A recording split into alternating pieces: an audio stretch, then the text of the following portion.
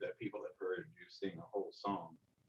They'll never want to hear it again. No, they'll probably not want to hear me sing again. No, that's the recording signals up on the Zoom thing. We have to kill that. But good morning, everyone. It's good to see all of you, and good morning, everyone out there in Facebook land. We'd like to say hello to the people in our Zoom stream who, unfortunately, we can't hear. Again, we're having some sound issues on this end, but we see that Gilbert has joined us and Hushang, and we're so happy to see Ingrid here. And Tarane's on the road, but she's with us. And Geeti is also with us, hopefully. Maybe we'll have some other people come in, we don't know. But again, we're having some sound issues on that end. They can hear us just fine, so that's why we're going ahead with the program. And today, well, you know what? There's something else I need to point out before we continue, and that's on a sad note. Camby's and Farrah won't be joining us today. They've actually lost a loved one of their, I believe it was Farrah's brother that passed away, in the last couple of days. Sorry for their loss. Yeah. So keep them in your prayers, please, people. It's obviously always a very sad thing when we lose a loved one.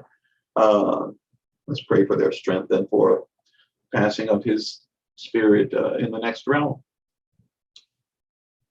And I think we'll do Soul Goes On today for them. Okay. Yeah. But today, the topic, and if you are not deeply familiar with the Baha'i writings, this is one of these things that you really, really, really want to listen to. Okay. The topic for today is all the manifestations of God proclaim the same faith.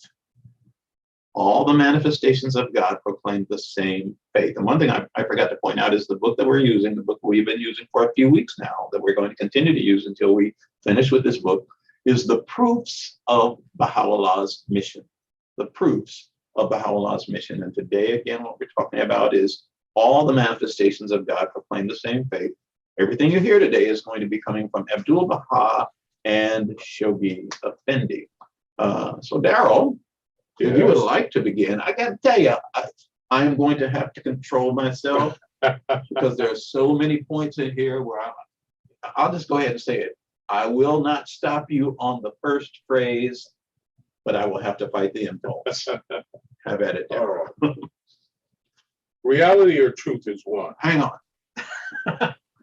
Please just repeat. Reality or truth is one. Yet there are many religious beliefs, denominations, creeds, and differing opinions in the world today. Why should these differences exist? Because they do not investigate and examine the fundamental unity, which is one and unchangeable. If they seek reality itself, they will agree and be united, for reality is indivisible and not multiple. It is evident, therefore, that there is nothing of greater importance to mankind than the investigation of the truth. Yes. The holy manifestations, who have been the sources or founders of various religious systems, were united and agreed in purpose and teaching. Abraham, Moses, Zoroaster, Buddha, Jesus, Muhammad, and the Bab, and Baha'u'llah are one in spirit and reality. Moreover, each prophet fulfilled the promise of the one who came before it. And likewise, each announced the one who would follow. Consider how Abraham foretold the forthcoming of Moses, and Moses embodied the Abrahamic statement. Moses prophesied the messianic cycle, and Christ fulfilled the law of Moses. It is evident, therefore, that the holy manifestations who founded the religious systems are united and agree. There is no differentiation possible in their mission and teachings. All are reflectors of reality, and all are promulgators of the religion of God. Wow. The divine religion is reality, and reality is not multiple, it is one. Therefore, the foundations of the religious systems are one because all proceed from the indivisible reality. But the followers of these systems have disagreed. Discord, strife, and warfare have arisen among them, for they have forsaken the foundation and held to that which is but imitation and semblance. Inasmuch as imitations differ, enmity and dissension have resulted. For example, Jesus Christ, may my spirit be a sacrifice unto him, laid the foundation of eternal reality. But after his departure, many sects and divisions appeared in Christianity. What was the cause of this? There's no doubt that they originated in dogmatic imitations, for the foundations of Christ were reality itself, in which no divergence exists. When imitations appeared, sects and denominations were formed. If Christians of all denominations and divisions should investigate reality, the foundations of Christ will unite them. No enmity or hatred will remain, for they will all be under the one guidance of reality itself. Likewise, in the wider field, if all the existing religious systems will turn away from ancestral imitations and investigate reality, seeking the real meanings of the holy books, they will unite and agree upon the same foundation, reality itself. As long as they follow counterfeit doctrines or imitations instead of reality, animosity and discord will exist and increase. I'm going to stop you there, Daryl. I notice you're reading fast today. We got a lot to cover. You're right. You're going pretty fast. But that was a lot. That really was a lot. I mean, number one, again, that first phrase, part of that first phrase, because I say phrase because it wasn't even a whole sentence. Reality or truth is one. There's only one truth. And then he goes on later on to say, Abdu'l-Baha goes on, he breaks it down basically. He says Abraham, Moses, Zoroaster, Buddha, Jesus, Muhammad, the Bab, and Baha'u'llah are one in spirit and reality. They're one in spirit and reality. And then he also points out that each one fulfilled the prophecy of the previous manifestation, but also foretold of the next coming of another manifestation. And he breaks that all down. Each announced the one who would follow. And he gives an example at least. Consider how Abraham foretold the coming of Moses, and Moses embodied the Abrahamic statement. Moses prophesied the messianic cycle, and Christ fulfilled the law of Moses. So he's going down the line there. And then he says that, remember he said reality or truth is one. Then he goes on to say, the divine religion is reality. I don't know if that got to you the way it got to me, but I'm like, okay, reality is one. The divine religion is reality, which means it's one. Exactly. And then he talks about how, later on you get these imitations, you get these, the words I'm thinking are not really good words to say, so I'm not going to say them, but breaking off into, we don't really like that, so let's break off into our own little part and do our own little thing. Well, as far as these different religious groups and so forth. In the wider field, if all of the existing religious systems will turn away from ancestral imitations and investigate reality, seeking the real meanings of the holy books. Notice he emphasized the real meanings of the holy books. They'll unite and agree on the same foundation, which is reality itself. Right. These imitations that he's talking about basically are rituals, because That's a good point. that's when he says they're imitations of what they are, it's imitations of what has come before.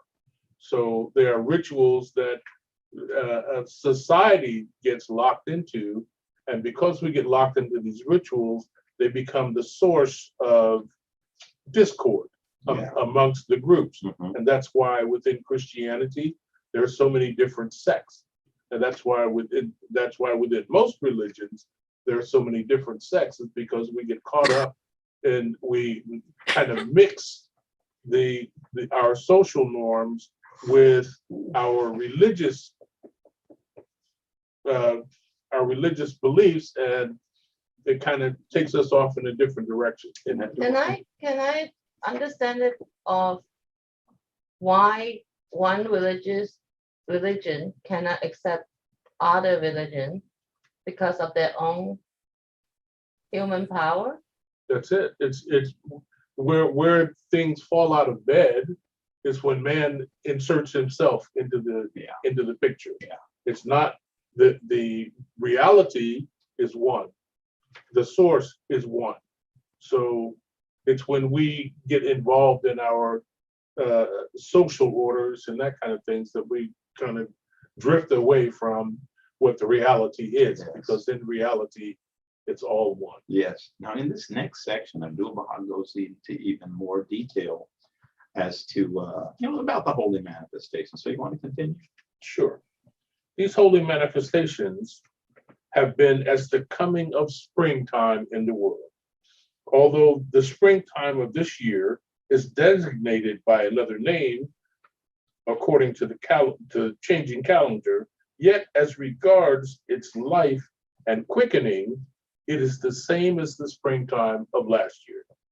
For each spring is the time of a new creation, the effects, bestowals, perfections, and life-giving forces of which are the same as those of the former vernal seasons, although the names are many and various.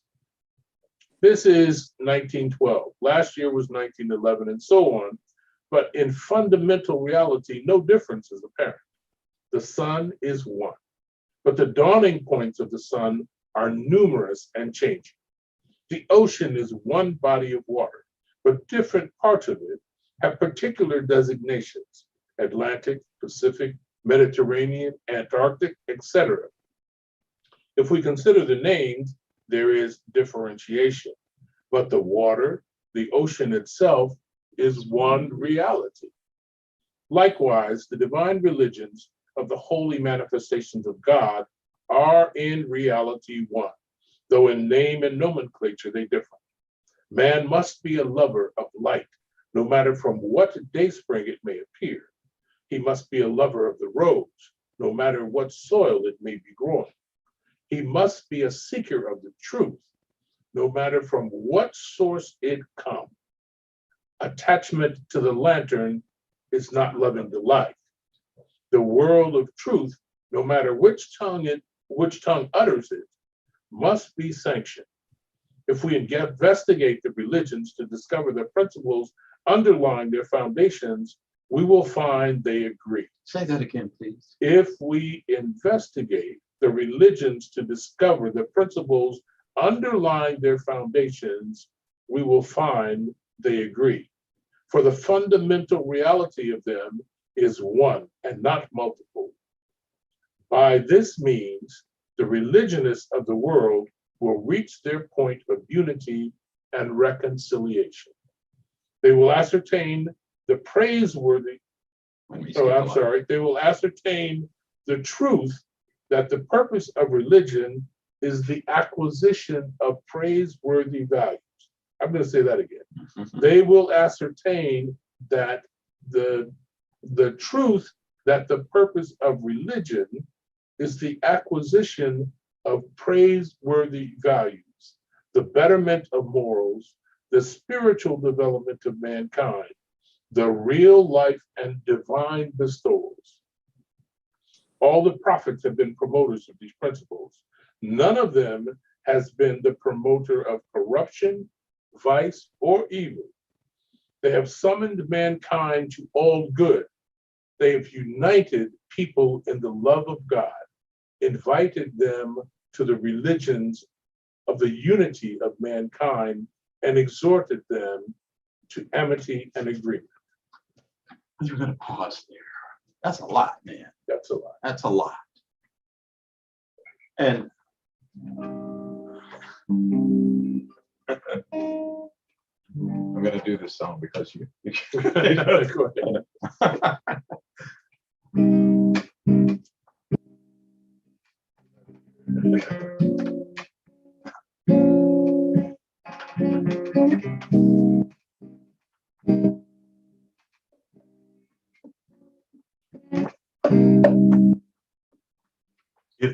Jesus has your heart. Understand. I know he shed his blood for all of man. Moses is the one who is your guide. His story put the love of God inside your heart in every age. God sends his spirit, God sends his word, God sends his love, and in this age, it's nearer than your life's blood. God's love has come in Baha'u'llah, in Baha'u'llah, in Baha'u'llah. God's love has come in Baha'u'llah, in Baha'u'llah, in Baha'u'llah. God's love has come in Baha'u'llah. Adam, Noah, Krishna, Abraham, Zoroaster,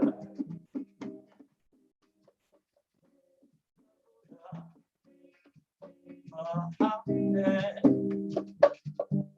and the Bahá'í in every age. God sends his spirit, God sends his word, God sends his love, and in this age, it's nearer than your life's blood.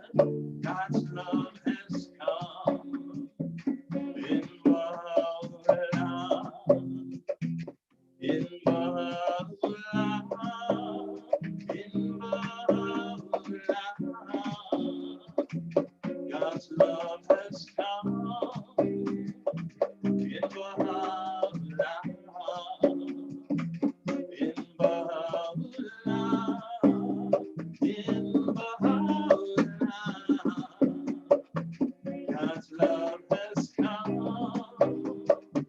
in Baha'u'llah. God's love has come in Baha'u'llah.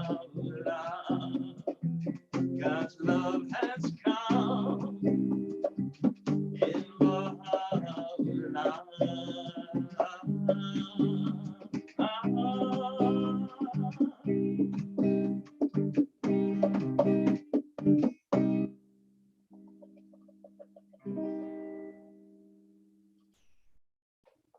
So that's just a song again that speaks to the unity of all of the manifestations of God. Want to continue, Jerry? Sure. I wish you to be fair and reasonable in your judgment, setting aside all religious prejudices. We should earnestly seek and thoroughly investigate the realities, recognizing that the purpose of the religion of God is the education of humanity and the unity and fellowship of mankind. Furthermore, we will establish the point that the foundations of the religions of God are one foundation. This foundation is not multiple, for it is reality itself. Reality does not admit of multiplicity, although each of the divine religions is separable into two divisions. Okay, stop here. I just want to stop you there because this, I don't know about you, but when I first started, studying the Baha'i writings, this blew me away. I mean, this breaking it down into, two divisions as far as the laws of religion. It just kind of, I just wanted to bring special attention to this. So I'm not going to go any further, but I just feel that it's such an important concept. It explains so much. Can you start over again? Sure. Since he disturbed you. I'll say this, reality does not admit of multiplicity, although each of the divine religions is separable into two divisions. One concerns the world of morality and the ethical training of human nature. It is directed to the advancement of the world of humanity in general. It reveals and inculcates the knowledge of God and makes possible the discoveries of the verities of life. This ideal and spiritual, this is ideal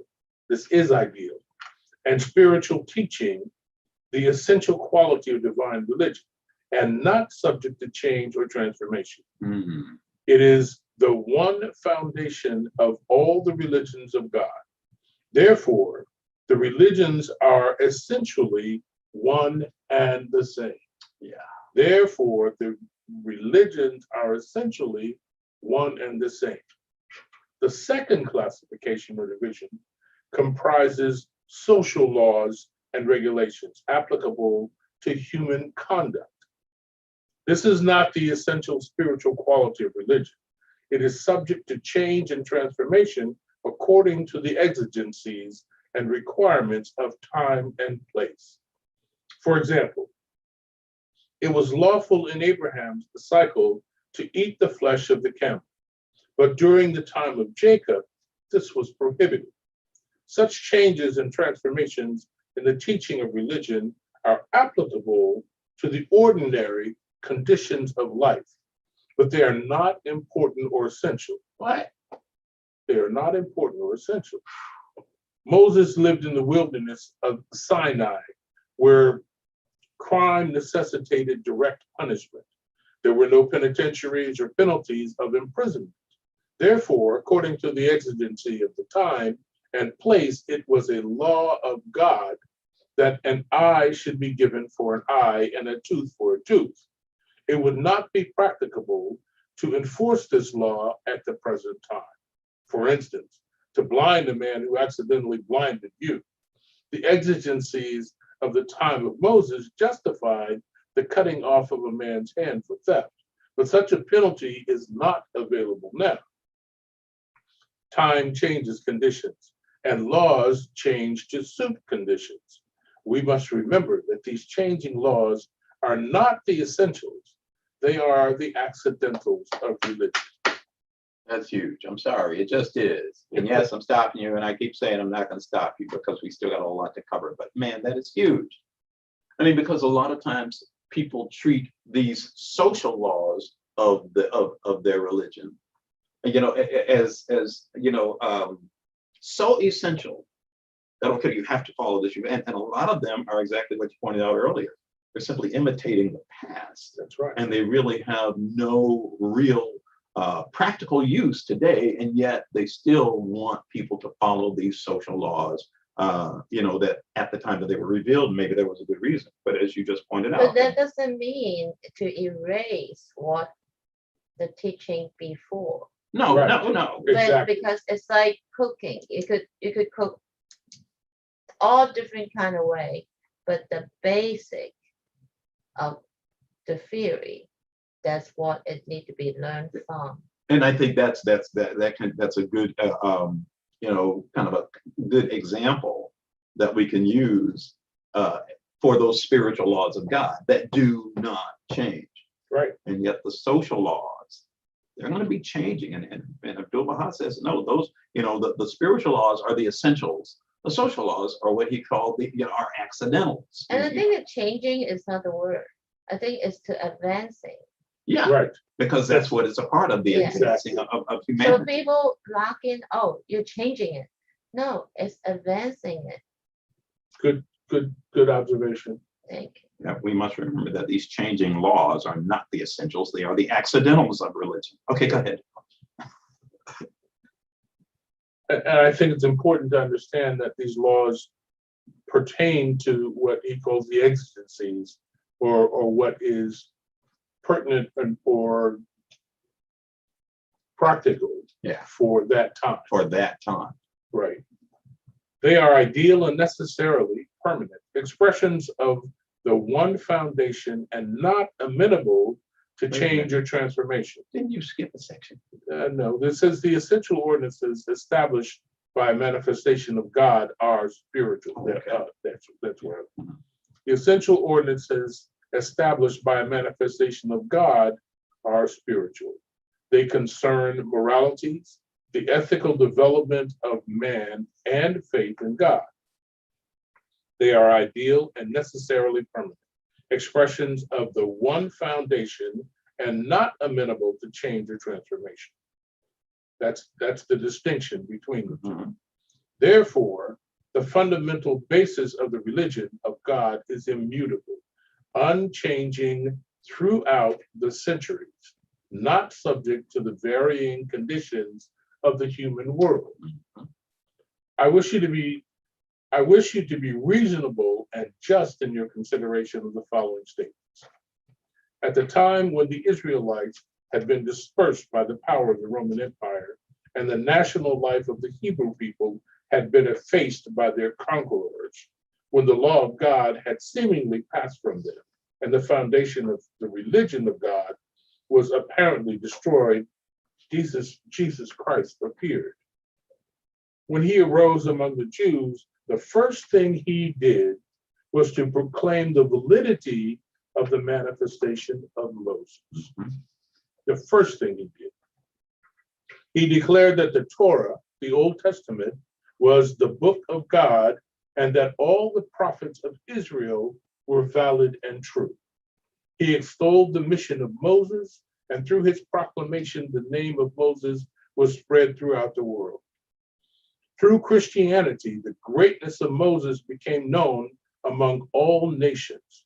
It is a fact that before the appearance of Christ, the name of Moses had not been heard in Persia.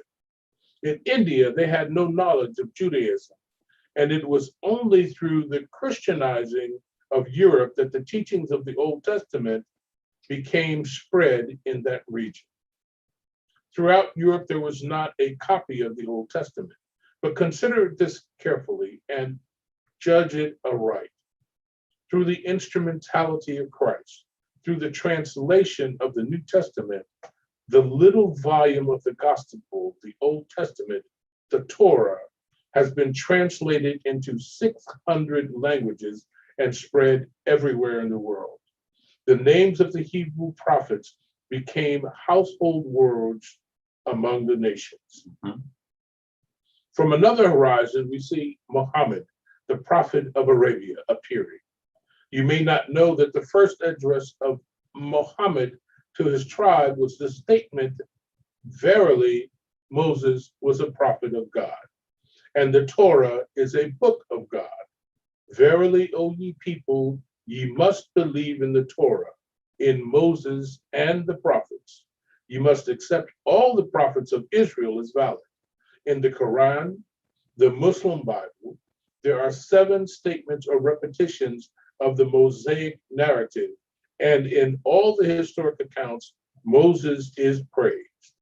Muhammad announces that Moses was the greatest prophet of God, and God guided him in the wilderness of Sinai, that through the light of guidance, Moses hearkened to the summons of God, and he was the interlocutor of God and the bearer of the tablet of 10 commandments. That all the contemporary nations of the world arose against him, and that eventually Moses conquered them. For falsehood and error are ever overcome by truth. There are many other instances of Muhammad's confirmation of Moses. I am mentioning but a few. Today, Christians are believers in Moses, accept him as a prophet of God, and praise him most highly. The Muslims are likewise believers in Moses, accept the validity of his prophethood, at the same time believing in Christ. Could it be said that the acceptance of Moses by the Christians and Muslims has been harmful and detrimental to those people? On the contrary, it has been beneficial to them, proving that they have been fair-minded and just. Why not put an end to this religious strife and establish a bond of connection between the hearts of men? Why should not the followers of one religion praise the founder and teacher of another? Inasmuch as our God is one God and the creator of all mankind, he provides he provides for and protects all. We acknowledge him as a God of kindness, justice, and mercy. Why then should we, his children and followers, war and fight, bringing sorrow and grief into the hearts of each other? God is loving and merciful. His intention in religion has ever been the bond of unity and affinity between mankind. So there's an awful lot there. And that's not our last passage. We have one more to go from Shoghi Effendi. But again, Abdul Baha starts out by telling us that there is only one reality, that God's religion is one reality, that all the prophets of God foretell or prophesy of another coming, and they fulfill the prophecies of the previous prophet. And that there are two divisions of laws in each religion, one being spiritual laws. And the spiritual laws are eternal. They never change. This is that basic reality. But then you have social laws. And social laws change depending on the needs of the time, or as it says, as Daryl read, the exigencies of the time. And so when you see these differences in the way various faiths are practiced, those are the differences. But here's the thing. A lot of times, well, number one, a lot of times people add into the basic teachings of the faith, they add them, okay? And sometimes it may be necessary because, again, it's based on the needs or exigencies of the time. But that comes first from the prophet that is revealing that faith. Okay, what are the needs of the time? You know, what are the conditions? But a lot of times people hang on to those and they emphasize those. And of course, they're going to be different from one faith to another because each faith is, each revelation comes at a different time. And yet we often hang on to those differences through our imitations and so forth. Well, not just they hang on, but sometimes they hang on to their religion idea to become humanized, to teach others like that is sinful, you're going to hell because you don't believe that. I think that is not should be taught it like that because it's a learning progress. Yeah. For everyone that God put you, I believe God put us in every situation to learn, to advance, to know him, because there's only one God, That's right. one unity. Yeah. So every time as our age grow, as our different location of living, that we will learn who God is and why we're here for God. Mm-hmm. So if somebody teach you that is the only way, if not, you're going to hell, you sin. I believe that you need to think twice. Yeah, you need to go deeper than that. Absolutely. Yeah. Now, this next section is coming from Shoghi Effendi. And I'll let you read it. Let me just have a music first. It's a lot to digest. What's that again? Do a song? Yeah. Well, let's see how we're doing on time. Okay. Okay. Well, you know, maybe something short. No, might be a good time to emphasize love. You know, because a lot of times we let, you know, this might not seem as current as it really is. Think about what's happening. This is terrible. I'm having a senior moment here. The country that we are, that our Afghanistan? Afghanistan? yeah, yeah. Think about what's happening in Afghanistan right now. I'm not even talking about the military occupation or leaving or anything. I'm talking about the practice of religion that people are so afraid of coming into their nation, Yeah. the way it's enforced. I mean, so again, I'm just pointing that out, not to go into any detail, but this is as current as it can be. And very relevant at this. Extremely this relevant, day, yeah. extremely relevant. And so a lot of times we need to remember the importance of love, because that's what, faith in God is truly about.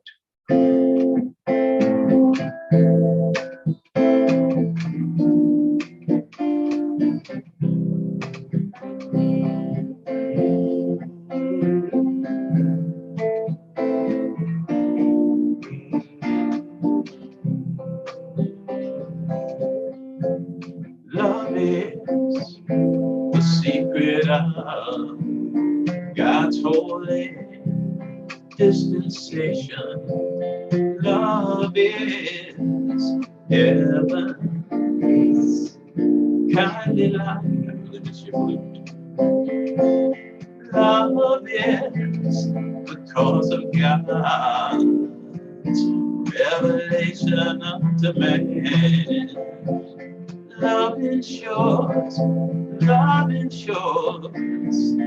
true felicity. Strive to become the manifestations of the love of God, the lamps of divine guidance, shining amongst the kindreds of the earth. Love is the light that guides in darkness. Love is the most great law. Love reveals the mysteries of the universe. Love is the spirit of life. Strive to become the manifestations of the love of God, the lamps of divine guidance, shining amongst the kindreds of the earth. Sing it for me, Daryl. Love, love, love, love, love, love, love, love, love, love, love, love, love, love, love, love.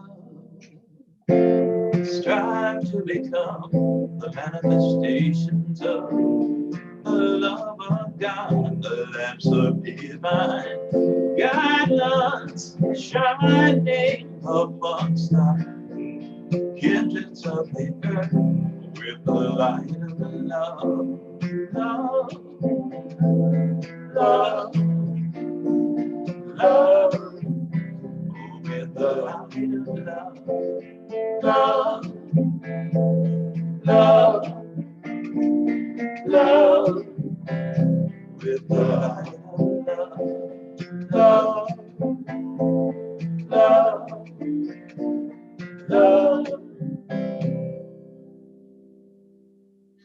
with the light of love.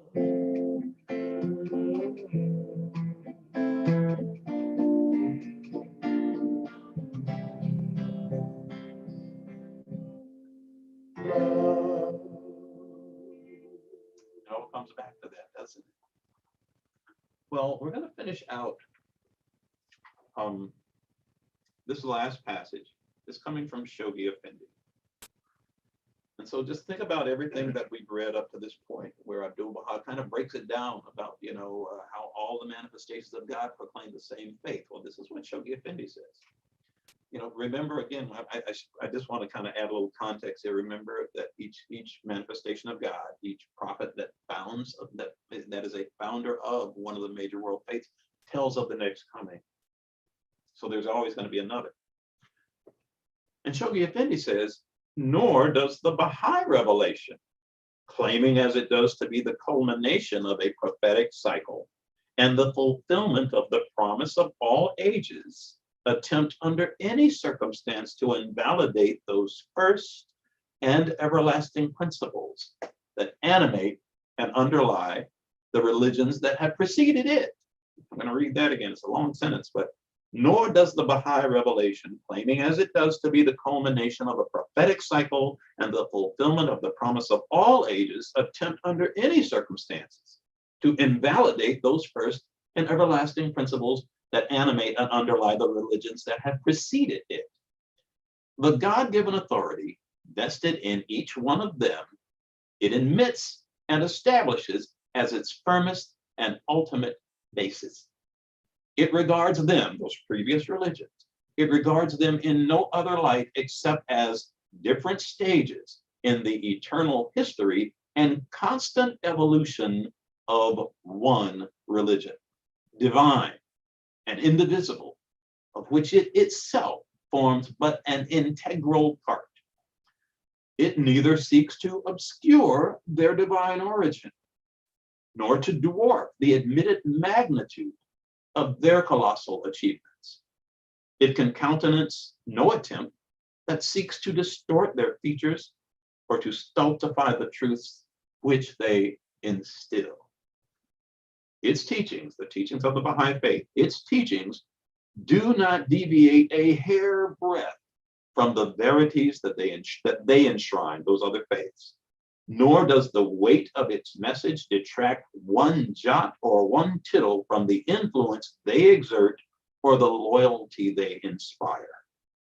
Far from aiming at the overthrow of the spiritual foundation of the world's religious systems, its avowed, its unalterable purpose is to widen their bases, to restate their fundamentals, to reconcile their aims, to reinvigorate their life, to demonstrate their oneness, to restore the pristine purity of their teachings, to coordinate their functions, and to assist in the realization of their highest aspirations.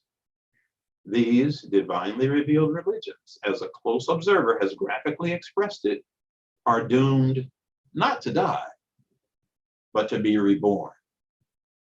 Does not the child succumb in the youth, and the youth in the man? Yet neither child nor youth perishes. I'm going to read that again. Does not the child succumb in the youth, and the youth in the man? Yet neither child nor youth perishes. It should also be borne in mind that great as is the power manifested by this revelation, and however vast the range of the dispensation its author has inaugurated, it emphatically repudiates the claim to be regarded as the final revelation of God's will and purpose for mankind. Now, I always kind of make hopefully respectful jokes about Shoghi Effendi's writings, because Shoghi Effendi was the grandson of Abdu'l-Baha, but he was also a very highly gifted and trained attorney. But he wrote many of the writings of the faith after those of Abdu'l-Baha.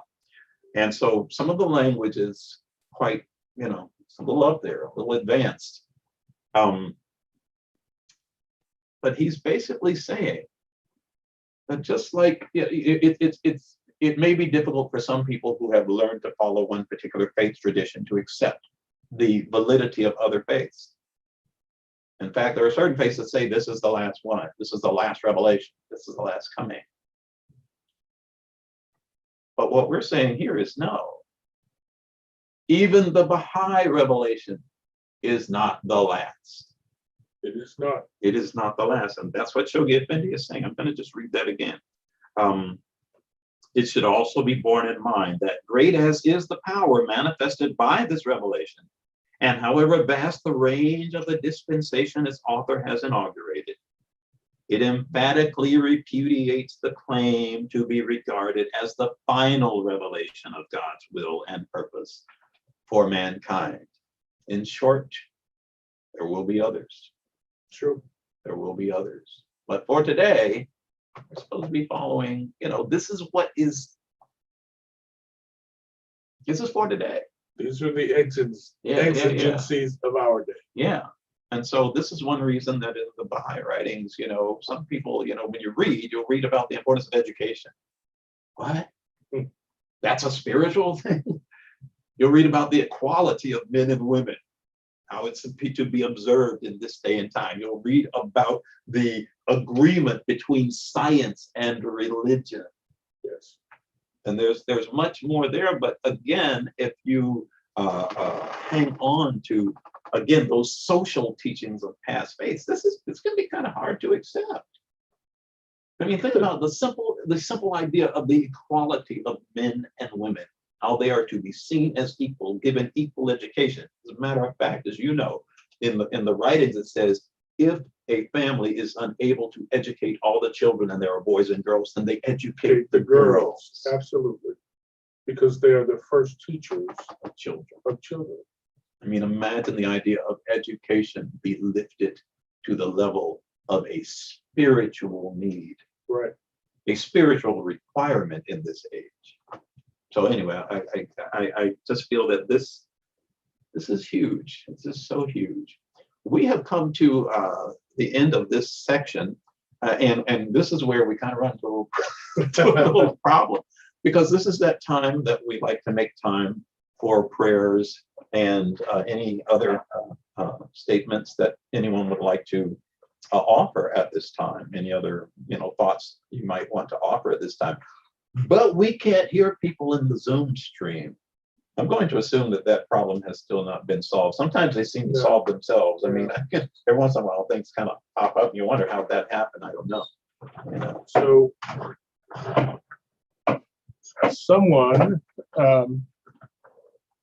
on that end should turn on their video so that we can tell when you guys are done sharing your prayers. So we just have to be able to see one person.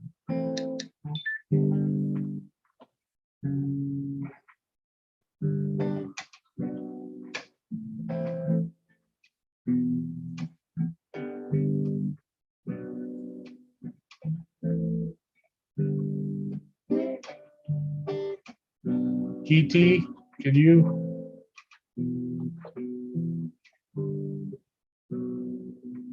Can anyone show us their video, actually show us your real faces so you can kind of let us know? Right. We can't see anyone's face. We can't see and we can't hear anything we could at from least see your faces. From that direction to this direction. Oh, here comes somebody. There's Okay. Taryn. Yeah. All right, Taryn. Okay. Unmute yourself just to see if we might be able to hear you. Hello, Taryn's gang. Oh, there. hello. Afternoon's back there. Can you hear us? We're here. And there's Carlos somewhere back there. Oh my goodness, they just Yeah. Oh. But their sound. I wish So- we could hear you. If someone would care to share prayer or that something of that sort, or a song or whatever, we cannot hear you. So when you guys are done with that, someone needs to give us a high sign so that we know that you're done. Which one are we doing? I'll tell you what you could That'll do, work. Daryl, for us right now. Nobody Why don't you mute us? I will. Because then, as they are praying, they won't hear us, and maybe we can do something for the people in the Facebook stream.